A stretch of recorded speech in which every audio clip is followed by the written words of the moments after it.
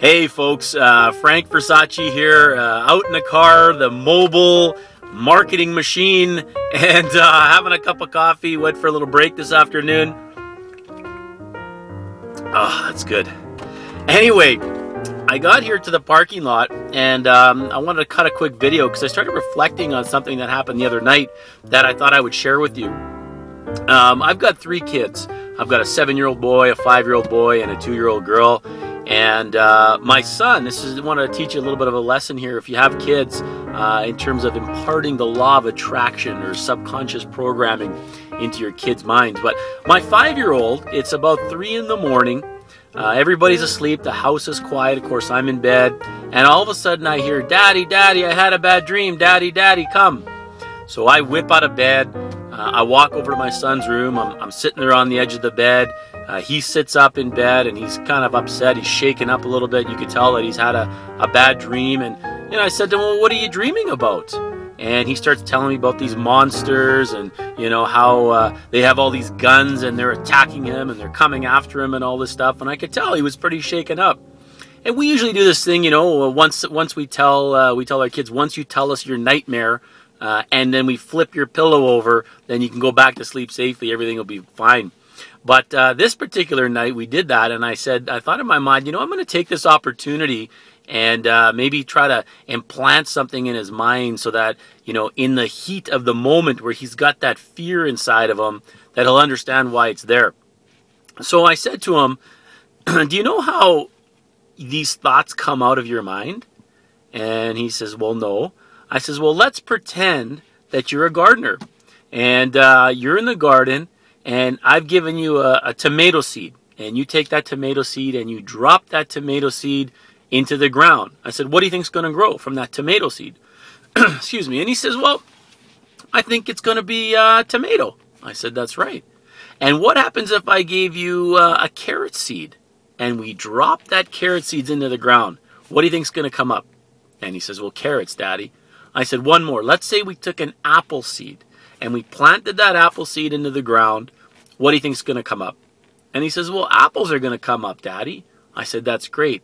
Now, what happens if we take a bad thought and we plant that bad thought into your mind?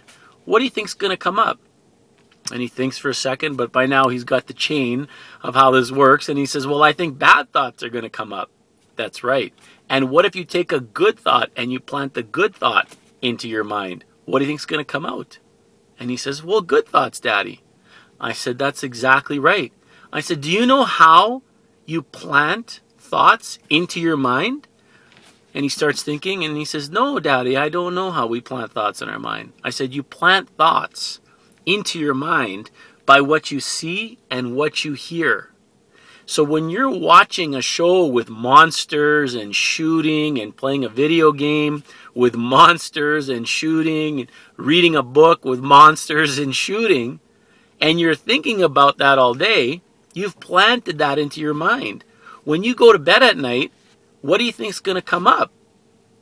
And he's thinking about it. "I think monsters and shooting is going to come up." I said, "That's right, because you've planted that thought into your mind. And now it remembers when you go to sleep, and now it comes out. So do we want to plant good thoughts in our mind, or do we want to plant bad thoughts in our mind?" And he says, "Well, Daddy, we want to plant good thoughts." And I said, "Okay, well, you have a good sleep. Think of good things before you close your eyes." And he went back to sleep. Now, the next morning I asked him, "Do you remember what we talked about last night?" And he said, "Yeah." I says, "When we plant a tomato seed, we get tomatoes. We plant a good thought, we get good thoughts. We plant a bad thought, we get bad thoughts."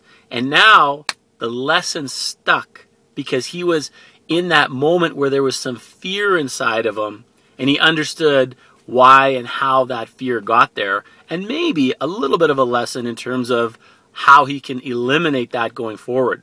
But it's a great lesson for all of us. We're constantly watching the news, negative news. We're constantly reading the paper, negative headlines, negative stories, and we're filling our minds, we're filling our ears, we're planting bad thoughts, and it's no wonder people are feeling anxious and worried and fearful It's because they're planting those inside their subconscious, inside their mind. And what we plant definitely will come up. So anyways, I wanted to share that with you because if you have kids, you know, maybe you could use that lesson with them and take it as an opportunity next time they have a nightmare to share with them, you know, what might be the cause of it, and really impart on them in their little minds while they're fresh and soaking up like a sponge, you know, some of these key little lessons, because that'll going to stick with them. You know, you waking up at 3 in the morning with a nightmare and your dad starts telling you about planting thoughts. I guarantee you that's going to stick with that little 5-year-old boy, and he'll appreciate that. So use it in your own life, use it in your kids' life, and stay positive, stay healthy, and have a great day. Cheers. My name's Frank Versace. Over and out.